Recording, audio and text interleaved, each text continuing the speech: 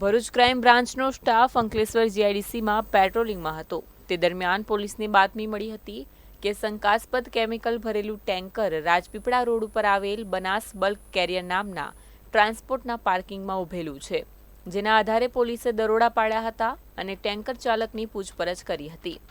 જોકે ટેન્કર ચાલક સનીકુમાર ગૌતમે સંતોષકારક જવાબ ન આપ્યો. આથી પોલીસે ટેન્કરમાં રહેલ કેમિકલની ચકાસણી હાથ ધરી હતી. તો આ કેમિકલ અંકલેશ્વર જીઆઈડીસીમાં બેઇલ કંપની નજીક આવેલ શ્રી ઇન્ડસ્ટ્રીયલ કંપનીમાંથી લાવવામાં આવ્યું હોવાનું બહાર આવ્યું હતું.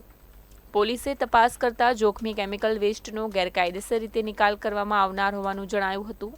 આથી પોલીસે શ્રી ઇન્ડસ્ટ્રીયલ કંપનીના માલિક પવન મિશ્રા સહિત કુલ 5 આરોપીઓ સામે ગુનો નોંધ્યો છે.